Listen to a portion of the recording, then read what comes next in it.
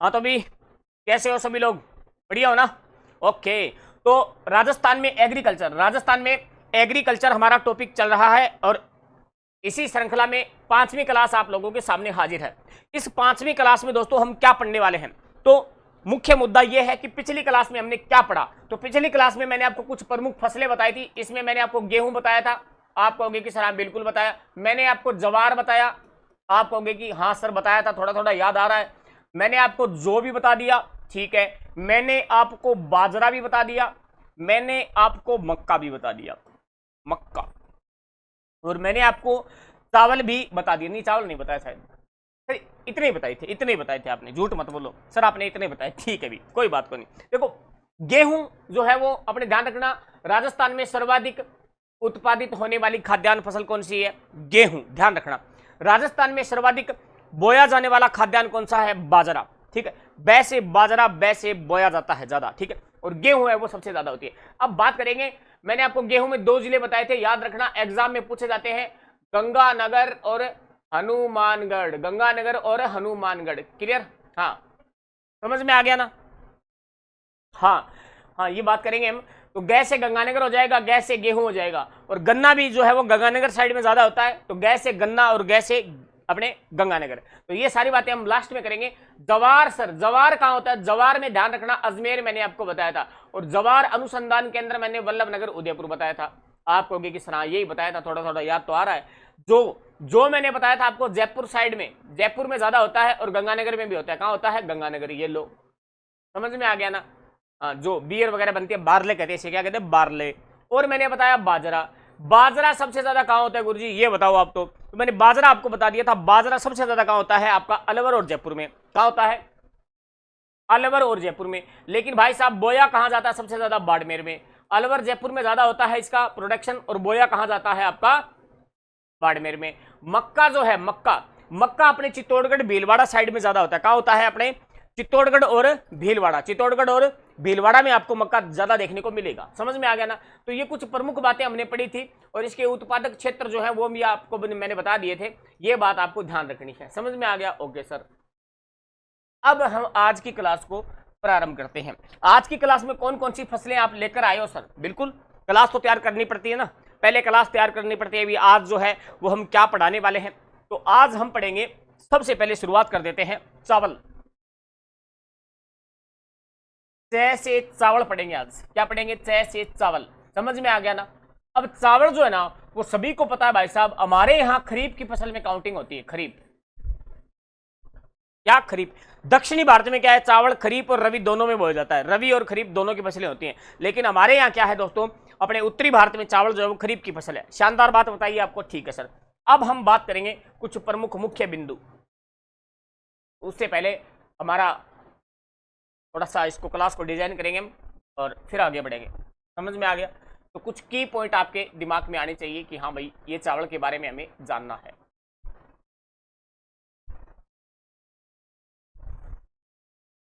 ये लो, ज्यादा कोई इसमें भारी क्लास नहीं है, कोई इसमें बर्डन नहीं लेना है, बहुत इजी क्लास होने वाली है, बहुत इजी। देखो सबसे पहले अगर बात करें चावल के बारे में, सर क्या बताएंगे आप? तो चावल की विशेषता पता होनी चाहिए। कोई भी फसल पढ़ो उसकी सबसे पहले थोड़ी थोड़ी विशेषता पता होनी चाहिए, ठीक है ना? राजस्थान में 5-6 फसलें ऐसी हैं जिनका थोड़ा बहुत आपको जलवायु पता होनी चाहिए, मिट्टी पता होनी चाहिए, तापमान पता होना चाहिए। चावल कौन सी फसल है भाई साहब? खरीफ की फसल है। समझ में आ गया ना? अब यहां पर क्या है, इसके लिए उष्ण व नम जलवायु जो है वो आवश्यक होती है। कौन सी जलवायु होती है? उष्ण व नम जलवायु। यानी चावल के लिए जलवायु की अगर बात करें तो उष्ण व नम जलवायु, उष्ण नम जलवायु होनी चाहिए, है ना? नम जलवायु होनी चाहिए। और ये तो आप जानते ही हो कि चावल के लिए भाई साहब पानी की आवश्यकता बहुत ज्यादा होती है। क्या है? बहुत ज्यादा होती है। और टेम्परेचर अगर बात करें तो खरीफ की फसल है तो टेम्परेचर इसमें हो जाएगा 20 से 30 डिग्री तक। कितना हो जाएगा?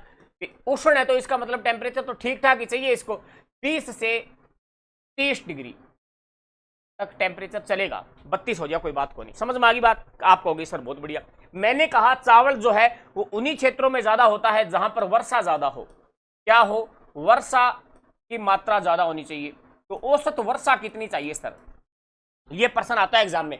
औसत वर्षा कितनी चाहिए? तो 100 से लेकर आप 200 सेंटीमीटर कह दो, या 100 से 150 सेंटीमीटर। यानी जिन क्षेत्रों में 100 से लगाकर 150 सेंटीमीटर वर्षा होती है, वहां पर चावल की खेती है वो बड़ी मजेदार तरीके से ली जाती है। समझ में आ गया? Okay sir, okay report. जहां पर वर्षा नहीं होती है इतनी ज्यादा, तो वहां पर सिंचाई से काम चलाया जाता है, जैसे अपने गंगानगर, हनुमानगढ़ इस क्षेत्र में। ठीक है, अब बात करेंगे दोस्तों क्या मिट्टी कैसी चाहिए, तो इसके लिए चिकनी दोमट मिट्टी, यानी मृदा की अगर बात करें तो कैसी मृदा होनी चाहिए? चिकनी दोमट, दोमट मिट्टी। दोमट मतलब आप ये समझ लो जलोढ़। ठीक है, चिकनी दोमट मिट्टी, ये लो। तो कुछ प्रमुख बातें आपके दिमाग में चावल पढ़ते वक्त आनी चाहिए। ठीक है, तो ये बातें जो है वो कैसे आप एडजस्ट करोगे? खरीफ, खरीफ का मतलब क्या होता है? गर्मी का मौसम ही होता है भाई साहब, जून जुलाई। तो ध्यान रखना वो क्या होता है? उष्ण ही होता है, गर्मी होता है। ठीक है, नम जलवायु भी चाहिए इसको, साथ में टेम्परेचर इसको इतना चाहिए, वर्षा इतनी चाहिए। अगर इतनी वर्षा नहीं हो रही है ना, तो सिंचाई ज्यादा होनी चाहिए। ठीक है, ये बातें होगी। अब इसमें कुछ रोग भी होते हैं। रोग क्या होते हैं दोस्तों? रोग, समझ में आ गया? रोग कौन कौन से होते हैं तो बताएं सर आप।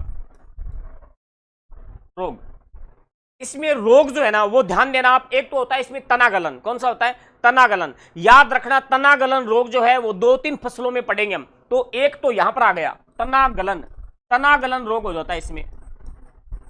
एक होता है इसमें भूरी चित्ती, भूरी चित्ती, ये लो। दो रोग हो गए इसमें, ज्यादा इंपॉर्टेंट यही है, तनागलन। समझ में आ गया? पल्ले पड़ गई बात। अब इसमें सर बात बताओ और हमें, चावल अनुसंधान केंद्र कहां पर है? तो अपने बांसवाड़ा में है। ये बात मैंने आपको पहले भी बता दी थी जब मैंने मक्का पढ़ाया था।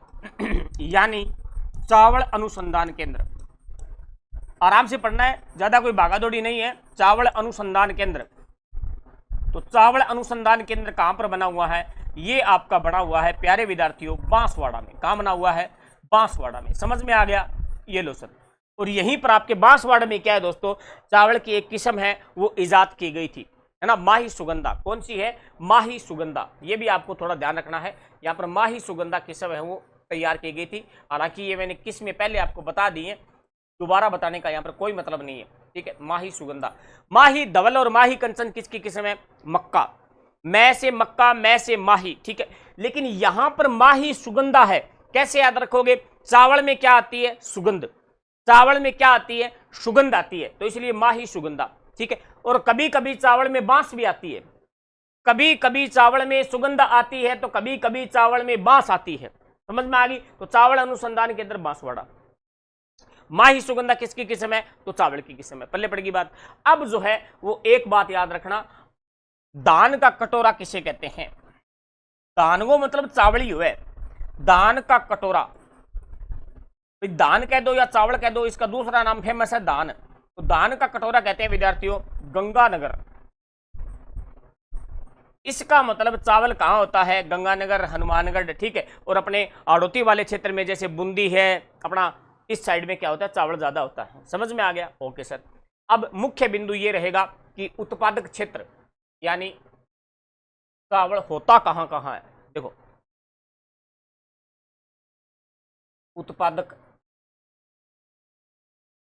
जिले या क्षेत्र कह दो। ठीक है, तो सर बताइए, चावल उत्पादक जिले मैंने आपको बता दिया ना, गंगानगर, बूंदी है ना। तो इसमें पहला स्थान जो है वो फिलहाल पहला स्थान बूंदी का है। कभी इसमें पहला स्थान गंगानगर का हो जाता है, कभी इसमें पहला स्थान हनुमानगढ़ का हो जाता है। समझ में आ गया?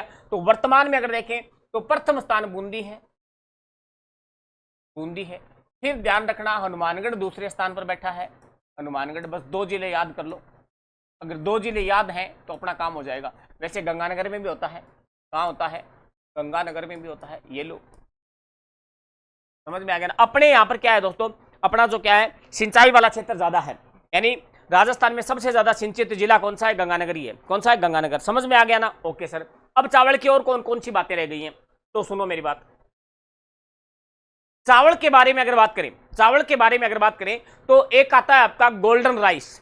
मैं आपको बात बताता हूं, आपने नाम सुना होगा गोल्डन राइस। गोल्डन राइस का मतलब क्या होता है दोस्तों कि चावल में विटामिन ए से परिपूर्ण किस्म है। पूछा जा सकता है कि चावल की कौन सी ऐसी किस्म है जो विटामिन ए से परिपूर्ण है, यानी विटामिन ए से परिपूर्ण किस्म कौन सी है? Vitamin A. ठीक है, विटामिन ए से परिपूर्ण किस्म, तो आप क्या बताओगे? Golden rice. क्या बताना है? Golden rice. राइस को मतलब राइस इंग्लिश में बोल रहा है चावल, गोल्डन राइस। बासमती, मैं था किस्म में सारी बता रखी है, बासमती चावल, ठीक है, माई सुगंधार। अब बात करेंगे दोस्तों नेक्स्ट, तो यहां पर इंपॉर्टेंट बात क्या है? इंपॉर्टेंट जो है वो एग्जाम में आपसे पूछेगा, ये चावल के क्षेत्र आपको पता होने चाहिए, बाकी विशेषता भी पता नहीं, कोई नहीं उठा के पूछ ले तो बता देना अगले को, ठीक है। ये अपना चावल कंप्लीट है। चावल के बाद में हम दोस्तों आते हैं आपका, मैं आपको नकदी फसल बताता हूं एक, जिसका एग्जाम में खूब प्रश्न आता है, और वो नकदी फसल कौन सी है? नकदी कह दो, व्यापारिक फसल कह दो, वाणिज्यिक फसल कह दो, बात एक ही है, कपास। एक कपास। अपना राजस्थानी में एक कहावत भी है कि थे के सोचो है, थे के सोचो के बोलियो दही के भरोसे कपास खा जेवो, दही के भरोसे कपास है, कहने का मतलब दही को रंग भी कपास बरगो है, यानी दही भी दौड़ो और कपास भी दौड़ी। तो कई बार ये बाटकी में गालेडी वे कपास मतलब रुई, और कई बार यहाँ सोचा मानेंगे दूर देखा यहाँ लगा रहना दही है फाको मार ले, तो ध्यान रखना कपास। कपास की अगर बात करें इसकी क्या विशेषता बन सकती है? कपास की अपने कम से कम 10 पॉइंट बनेंगे। ये बस 2-3 फसलें बड़ी बड़ी, और बाद में क्या है बस वन लाइनर फसलें, तो ज्यादा इसमें आपको सोचना नहीं है, आप घबराना मत कि सर और कितनी है। देखो कृषि टॉपिक जो है ना, कृषि टॉपिक ये थोड़ा सा कॉम्प्लिकेटेड टॉपिक है, इसमें आपको धैर्य बनाए रखना पड़ेगा, जितना धैर्य मैं रखता हूं उतना ही आपको रखना पड़ेगा, ठीक है, ओके। चलो अब इसमें सर आप हमें बताइए कि कपास जो है, सबसे पहले कपास कौन सी फसल है? खरीफ की फसल है, ये तो आपको पता ही होगा, खरीफ की है ना, खरीफ की है, हाँ खरीफ की है, कपास तो खरीफ की है, फिर इतनी सोचना की बात है। अब बात करेंगे कि खरीफ की फसल है, इसका मतलब टेम्परेचर बताओ सर, 20 से 30 डिग्री, 20 से 30 डिग्री। जलवायु बताओ सर, कैसी क्लाइमेट चाहिए? तो उष्ण कटिबंधीय जलवायु। कैसी? उष्ण कटिबंधीय जलवायु। बात करते हैं हम कि जलवायु कैसी चाहिए? उष्ण कटिबंधीय जलवायु। समझ में आ गया? Okay sir, okay report. जब उष्ण है मतलब खरीफ की फसल है, तो टेम्परेचर कितना हो सकता है? तापमान 20 से 30 डिग्री, 20 से 30 डिग्री। लेकिन मजेदार बात क्या है दोस्तों, बताओ सर क्या बात है, कि ये एक ऐसी फसल है जिसके लिए क्या चाहिए? जिसके लिए आपको क्या हो गया, एक मिनट, हाँ सही है, यानी क्या बता रहा था मैं, तापमान से बाद में आप मिट्टी की बात करेंगे। इसके लिए कौन सी मिट्टी चाहिए? हल्की काली मिट्टी। सबसे ज्यादा उपयुक्त मिट्टी कौन सी होती है? हल्की काली मिट्टी, ये लो, या आप मध्यम काली मृदा भी बोल सकते हो, ठीक है। वहां पर कपास है वो बढ़िया होती है। कैसे काली मिट्टी, कैसे कपास? ये कपास कौन सी मिट्टी में ज्यादा होती है? तो याद सीधा रखो, काली मिट्टी। कैसे कपास, कैसे काली मिट्टी, बल्ले पड़ेगी बात। और काली मिट्टी सबसे ज्यादा कहां पर है? अपने कोटा साइड में, यानी हाड़ौती क्षेत्र, कोटा, झालावाड़, बारा, बूंदी, काली मिट्टी वहां पर ज्यादा है। तो कैसे काली मिट्टी, कैसे कोटा साइड में, कैसे काली मिट्टी, कैसे कपास, ठीक है। अब बात करेंगे कि दोस्तों हल्की काली मिट्टी, ये इंपॉर्टेंट बात है, बहुत ज्यादा एग्जाम में पूछी जाती है, समझ में आ गया। अब एक चीज और गौर करना सर, क्या कि ये जो आपकी कपास है ना, ये इसको 200 दिन पाला रहित चाहिए। ये एक ऐसी फसल है जिसको क्या है दोस्तों, 200 दिन पाला रहित होना चाहिए। 200 दिन पाला रहित, पाड़ो ना पड़ना चाहिए। अगर पाड़ो पड़ गयो, या मान लो कपास गई, कपास है गई, 200 दिन पाला रहित। ये अभी किसी एग्जाम में पूछा गया प्रश्न है, अभी किसी एग्जाम में पूछा गया था, डायरेक्ट पूछा गया था कि ऐसी कौन सी फसल है जिसको 200 दिन क्या है, पाला रहित होना चाहिए। अगर पाड़ो पड़ गयो तो यहां मान लो बात गई। समझ में आ गई बात? किस समय? पहली बात कर ली आप, अब दोबारा कौन करा, लेकिन फिर थोड़ा सा एक ट्रिक को बताऊंगा था ना मैं। एंगो उपनाम की है, एंगो उपनाम सफेद सोनो है। चलो लिखी जाए फिर, इसको क्या कहते हैं दोस्तों? सफेद सोना। हालांकि पहले बता चुका मैं, इसको सफेद सोना कहते हैं, व्हाइट गोल्ड, ठीक है। इसको बढ़िया फसल कहते हैं, बढ़िया है, नगदी फसल है बढ़िया, या फिर कह दो नगदी फसल, क्या कह सकते हैं इसे? नगदी क्रॉप, नगदी क्रॉप, नगदी फसल, ये लो। तो ये इसकी थोड़े थोड़े नाम ध्यान रखने। फिर इसकी खास बात क्या निकल के आती है दोस्तों? खास बात ये आती है कि इसकी प्रचलित किस्म कौन सी है? नरमा। नाम सुना होगा आपने, नरमा। समझ में आ गया ना? इसमें अगर बात करें कि आपने देखा होगा कि अपने कपास से क्या है, बिनोड़ा, बिनोड़ो को नहीं है, बिंदोड़ो, बिंदोड़ा निकाल कर क्या है उससे खड़ बनाई जाती है। सिंपल सी बात है, लिखने वाली बात ही नहीं है, लिखने वाली बात ही नहीं है। अब इसमें बात करें कि कपास के मामले में अपने अपने राजस्थान का पूरे भारत में कौन सा स्थान है, यानी भारत में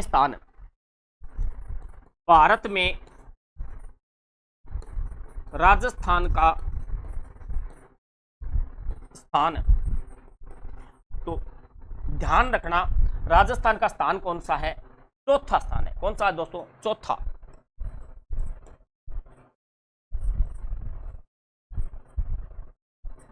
ठीक है भाई, बताओ इतनी बात समझ में आ गई कि फिर नॉर्मल बात आप पढ़िए, इन्हें करो, हटाओ मंदिर, थोड़ी सी साइड कर दो। हाँ, तो बात करेंगे दोस्तों कि कपास जो है आपकी सबसे ज्यादा कहां होती है, तो सबसे ज्यादा कपास आपकी होती है बीकानेर संभाग में। कहां होती है, बीकानेर संभाग में कपास है वो सबसे ज्यादा होती है। और बीकानेर संभाग में ही दो महत्वपूर्ण जिले आपको याद रखने हैं। सर कौन कौन से, हनुमानगढ़ और गंगानगर। हनुमानगढ़ और गंगानगर जो है वो ध्यान रखना कपास के मामले में राजस्थान में अग्रणी है। तो ध्यान रखना, अगर आपको संभाग पूछ ले, ध्यान रखना सर्वाधिक उत्पादन किस संभाग में होता है, तो सर्वाधिक उत्पादन वाला संभाग, तो ध्यान रखना बीकानेर संभाग। कौन से है दोस्तों, बीकानेर संभाग, बीकानेर संभाग। ठीक है, सिंपल सी बात है, याद रह जाएगी थारे, कोई ज्यादा इसमें घबराने वाली बात नहीं है। अगर आपको पता है कि बीकानेर संभाग में गंगानगर है, हनुमानगढ़ है, तो यहाँ पर कपास खूब सारी होती है। समझ में आ गया ना।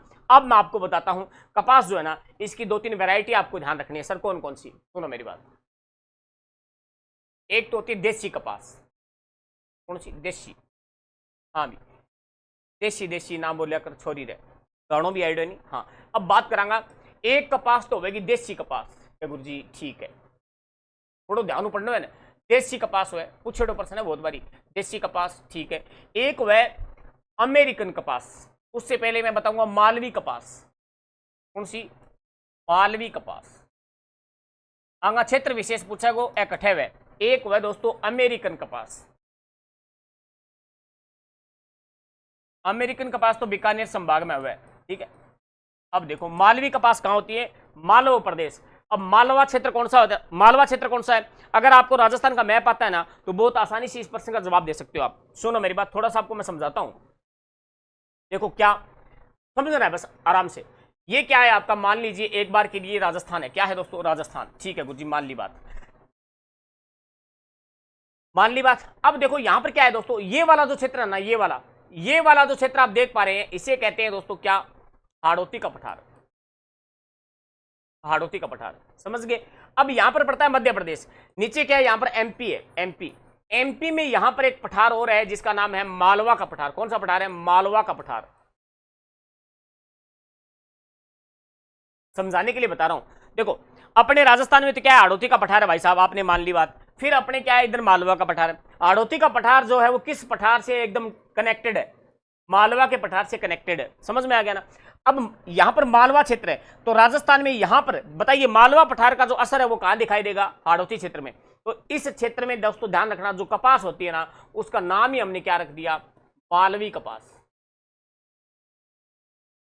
बताओ इतनी बात समझ में आ गई क्या, आप कहोगे कि सर हाँ बढ़िया तरीके से समझा दिया आपने, कोई दिक्कत नहीं है। अब हम बात करेंगे दोस्तों देसी कपास। कौन सी है, देसी। दै से देसी कपास, दै से दक्षिणी राजस्थान। समझ गए क्या, दै से देसी कपास, दै से दक्षिणी राजस्थान। देसी कपास कटा हुआ है दक्षिणी राजस्थान में। अब दक्षिणी राजस्थान का प्रमुख जिला थान देखना है कौन कौन सा है, तो ध्यान रखना है अट्ठे कौन कौन सा जिला याद रखना है, तो अट्ठे थाने एक तो याद रखना है चित्तौड़गढ़, एक थाने याद रखना है बांसवाड़ा, है ना, बांसवाड़ा। तो एक थाने याद रखना है, उदयपुर भी रख सको, यानी दक्षिणी राजस्थान में ज्यादा हुआ। एक थाने अलग जिलों से याद रखना पड़ेगा, जोधपुर में भी हुआ देसी कपास, ठीक है। तो लगभग ध्यान रखना देसी कपास दक्षिणी राजस्थान में होती है। तो यहां पर कौन सी कपास होती है भाई साहब, देसी कपास, देसी कपास, ठीक है। देसी, देसी बागान देसी, समझ गया। देसी कपास कहां होती है, दक्षिणी राजस्थान में। अब बारी आ गई अमेरिकन कपास की, किसकी, अमेरिकन कपास। समझ में आ गया ना। तो अमेरिकन कपास कहां होती है, आपका बीकानेर संभाग में, यहां होती है। यहां कौन सी कपास होती है, अमेरिकन कपास, अमेरिकन कपास।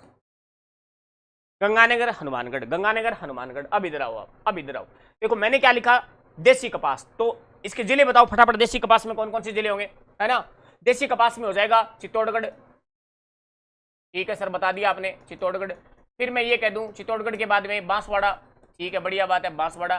फिर मैं ये कह दूं जोधपुर, ठीक है बहुत बढ़िया, बहुत शानदार, बहुत गजब। अब उसके बाद में बात आ गई सर मालवी कपास की। तो मालवी कपास में कौन कौन सा क्षेत्र आएगा, कोटा आ जाएगा, बूंदी, झालावाड़, समझ गए ना, ये क्षेत्र आ जाएगा। अमेरिकन कपास में आ जाएगा आपका हनुमानगढ़, हनुमानगढ़, गंगानगर, गंगानगर, बस ये ध्यान रखना। बीकानेर में भी होता है, ऐसी बात नहीं है, समझ में आ गया ना, ये बात हमने कर ली है। अब बात करें दोस्तों जिलों की, यानी कहने का मतलब वर्तमान में अगर बात की जाए कि कपास है वो सबसे ज्यादा किस जिले में होती है, तो जिले की बात करें ना तब अपने हनुमानगढ़ पहले स्थान पर है, हनुमानगढ़ पहले स्थान पर है। यानी उत्पादन, उत्पादन सबसे ज्यादा कहां होता है, तो हनुमानगढ़ 1 नंबर पर बैठा है, हनुमानगढ़ 1 नंबर पर बैठा है दोस्तों। और 2 नंबर पर कौन सा है आपका, श्री गंगानगर, कौन सा है, श्री गंगानगर। क्लास को डिस्टर्ब करने आगे बूंदिए चलो अभी आगे बढ़े। कपास आपकी कंप्लीट हो गई है, कपास आपकी कंप्लीट हो गई है। अब नेक्स्ट फसल आपके सामने हाजिर है, नेक्स्ट फसल आपके सामने हाजिर है। मैं पानी पी लेता हूं एक बार।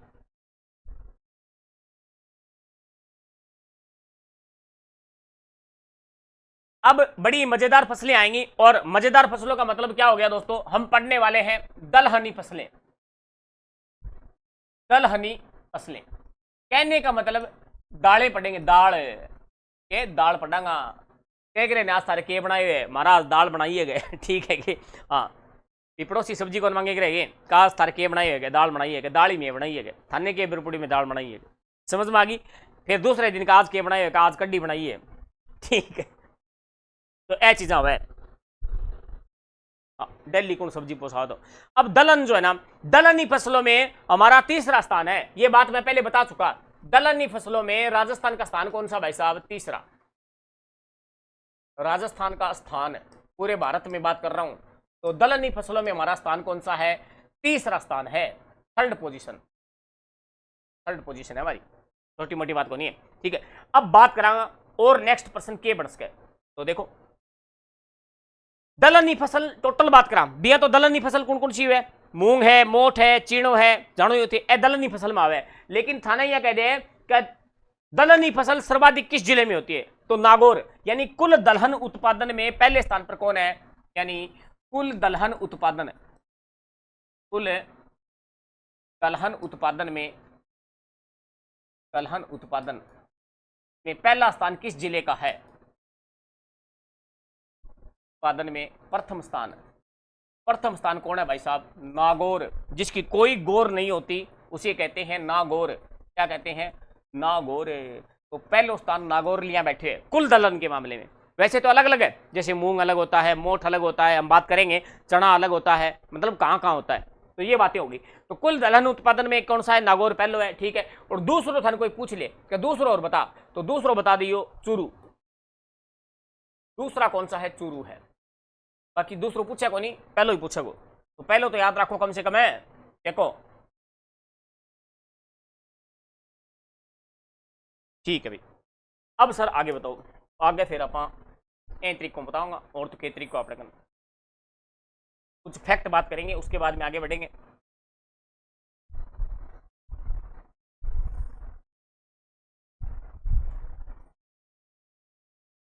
ठीक है भाई, अब देखते हैं क्या की बात अगर की जाए, मैं कुछ फैक्ट बताऊंगा आपको। जैसे दलहन उत्पादन में हमारा कौन सा स्थान है, तीसरा स्थान है, ये बात आपको ध्यान रखनी है, वेरी इंपॉर्टेंट बात है, ठीक है। तो इंपॉर्टेंट है ये।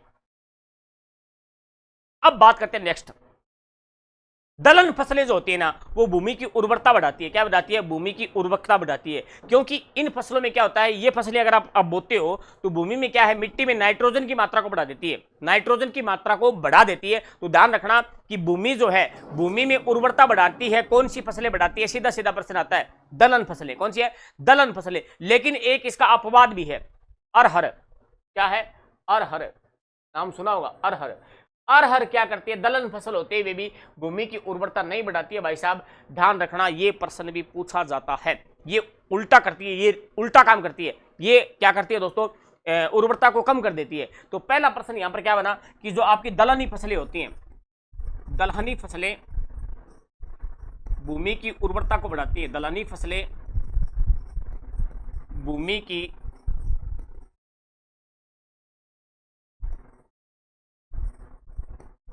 को बढ़ाती है। समझ में आ गया ना, बढ़ाती है। अब क्यों बढ़ाती है ये आप समझ गए होंगे। क्या काम करती है, ये मिट्टी में नाइट्रोजन की मात्रा को बढ़ा देती है। समझ में आ गया। अब अपवाद की बात करते हैं। अपवाद कौन सा है सर, ये बताओ। अपवाद जो है ना, इसमें एक दलहन फसल है अरहर। ध्यान रखना, अरहर ये क्या काम कर देती है, उर्वरता को कम कर देती है, को कम कर देती है। तो एगो मतलब ओ गयो कि एगो बच गए रहे को कम कर देती है। वैसे आगे हम एक चीज और भी पढ़ेंगे, मजेदार बात आपको बताऊंगा कि जितनी भी दलहन फसलें है ना, वो क्या काम करती है, आपकी भूमि के लिए बहुत बढ़िया होती है, मिट्टी के लिए वरदान होती है। लेकिन ध्यान देना, यहाँ पर एक अपनी तिलहन फसल भी आएगी। कौन सी, तिलहन फसल, यानी जिससे तेल निकलता है। एक तिलहन फसल आएगी मूंगफली। यानी ऐसी कौन सी तिलहन फसल है जो भूमि में नाइट्रोजन की मात्रा को बढ़ा देती है। यानी याद रखना, मूंगफली। कौन सी है, मूंगफली। वो दलहन फसल नहीं है, तिलहन फसल है। तेल निकलता है उससे। क्या निकलता है, तेल। समझ गया आगे। हाँ, बात समझ में आ गई थारे। एक गर्मी में तेल मन लगा मेरो ही निकलो। सुनो एक मिनट रुको थे, पानी पी पानी पी लियो मैं, के दूं। अच्छा वो के पड़े रहने दो।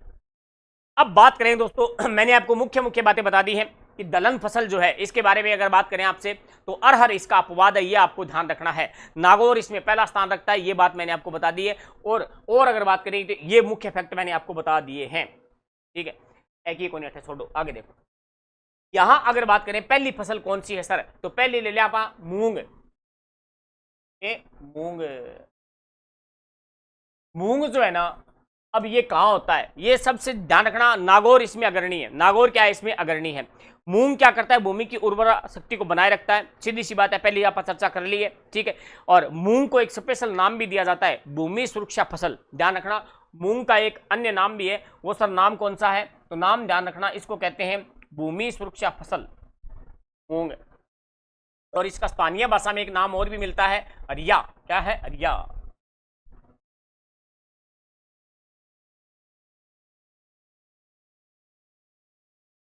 एक बार 3 ही बनाऊंगा, ठीक है भी। इसे क्या कहते हैं, भूमि की सुरक्षा फसल। भूमि की सुरक्षा फसल भी कहते हैं, फसल कहते हैं। ठीक है, दूसरी विशेष बात क्या है, इसको स्थानीय भाषा में कई क्षेत्रों में हरिया भी कहा जाता है। क्या है, स्थानीय भाषा में, स्थानीय भाषा में ये क्या कहते हैं, हरिया। ठीक है, ये बात मैंने आपको बता दी है। फिर बात करें कि उत्पादन, उत्पादन में अग्रणी कौन है, तो ध्यान रखना, उत्पादन में अग्रणी है नागौर। कौन सा है, नागौर। जिसकी कोई गौर नहीं होती उसे कहते हैं नागौर। और मूंग की कोई गौर नहीं है, मूंग की कोई गौर नहीं होती, इसीलिए नागौर में होता है। कहाँ होता है, नागौर में होता है। ध्यान रखना इस बात का। अब गुरुजी नेक्स्ट और बताओ थे, नेक्स्ट आप बात करें, अब छोटा छोटा है। ठीक है, मोठ है। मोठ की अगर बात करा तो मोठ के बारे में अपन विशेष बात रखनी है, तो याद के रखना है। मोठ में कोई ज्यादा बात को नहीं, 2-3 बात है, याद रख लियो। सिंपली बता दी मैं क्या डायग्राम बनावा। ध्यान रखना, यह क्या है, अपने मरुस्थलीय फसल है। आप जाना सारी बात आप जाना।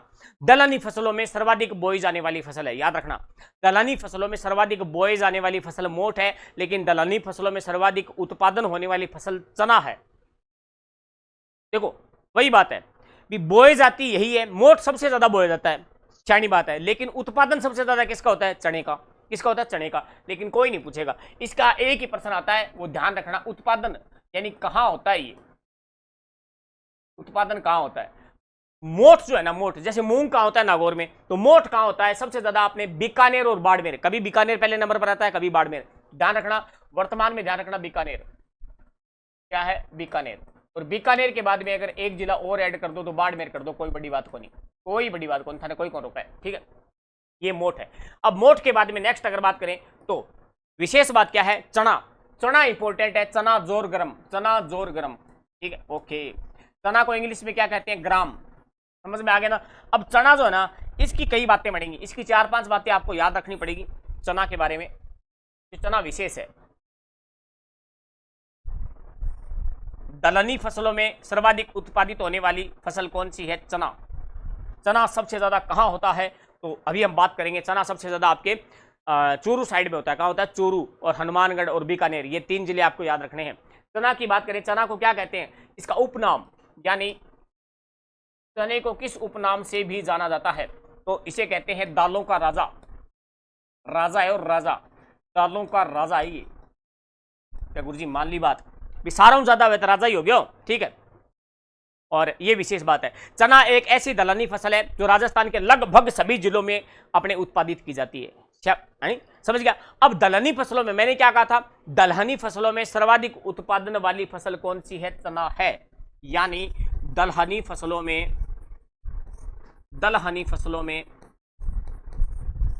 देखो, खाद्यान्न फसल में सबसे ज्यादा उत्पादित होने वाली फसल कौन सी है? गेहूं। बोई जाने वाली फसल कौन सी है? बाजरा। लेकिन यहां पर क्या कह रहा है वो? दलहनी फसलों में सर्वाधिक उत्पादन होने वाली फसल बताओ। चना सर्वाधिक उत्पादन वाली फसल,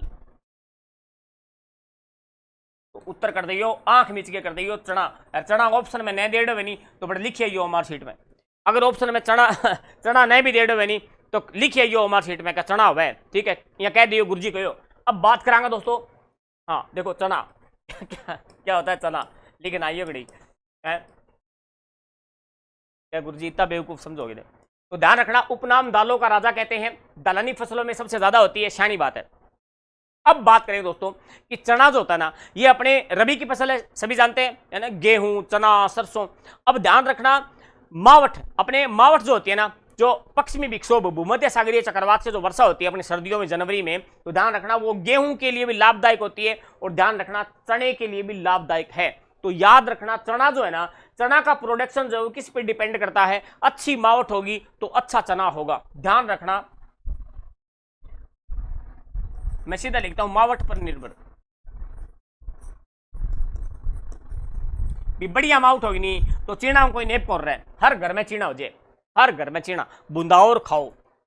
हर घर में चने होते हैं, फिर गांव में एक बुंदारो आवे, फिर बुंदारो समझ गए नहीं? हाँ, फिर वो चीना बूंद के दे, फिर गर्मी में बैठे और कोई काम तो होगा नहीं, बेला बेला चीना खा भोग रहा है। चीना ज्यादा ना खाई और दिक्कत कर जाए, समझ में आगे बात है, ठीक है भी।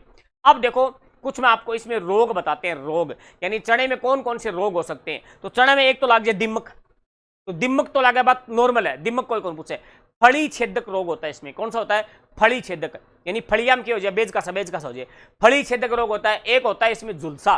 तो 2 रोग इंपॉर्टेंट है, वो रोग याद रखना। एक रोग कौन सा है गुरुजी?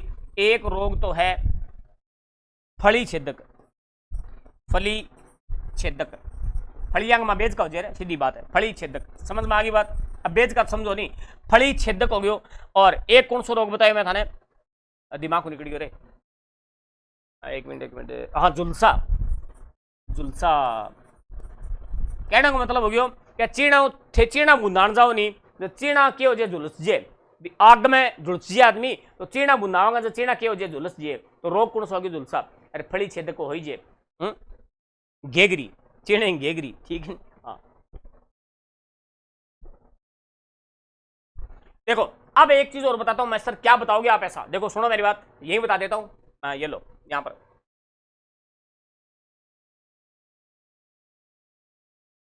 बताते हैं।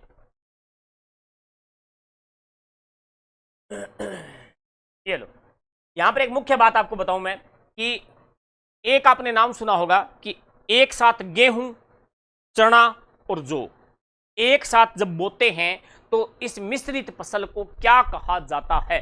बहुत बार प्रश्न आवे। यानी चने को, चना प्लस गेहूं प्लस जौ, अगर आपने इन तीनों को मिश्रित रूप में बो दिया, चना गेहूं जौ को मिश्रित को एक साथ बोने पर, एक साथ होते हैं, तो इस मिश्रित फसल को मिश्रित फसल को, आवाज वगैरह देखते रहो, कभी कभार हिल जाता है वो। इस मिश्रित फसल को क्या कहते हैं? Very important. यानी इस मिश्रित फसल को भाई साहब क्या कहते हैं? गोचनी, गोचनी या बेजड़, या बेजड़, बेजड़, ध्यान रखना, गोचनी या बेजड़ कहते हैं। ठीक है, कहते हैं। ये लो भाई, इतनी बात समझ में आ गई के पहले पड़ेगी बात। हाँ, बीच में फॉक्स वगैरह भी चेक कर ले रहे, ठीक दिखूं किया तो शो भी शो तो दिखा लग रही हूँ ये। हाँ, अब अजय देवगन को बरगा खड़ू दिखा दो, समझ में आ गई बात। उपनाम क्या कहते हैं? दालों का राजा कहते हैं। सर्वाधिक उत्पादन कौन बताओगे? सर्वाधिक उत्पादन कहाँ होता है? तो सर्वाधिक उत्पादन इसका होता भाई साहब, मैंने आपको बताया, चूरू और बीकानेर, हनुमानगढ़, 3 जिला याद रखना है। यानी सर्वाधिक उत्पादन, सर्वाधिक उत्पादन वाले 2-3 जिले तो आपको पता ही होने चाहिए, है नॉर्मल सी बात है। चूरू, हनुमानगढ़, बीकानेर, बीकानेर, ये लो भी। अब चना आपका कुछ नहीं बिगाड़ सकता, है ना। चने से जो प्रश्न आएगा तो वो यहाँ से आ जाएगा, ज़्यादा कोई बड़ी बात है नहीं, कोई भारी चीज़ हमने पढ़ी नहीं है सर। और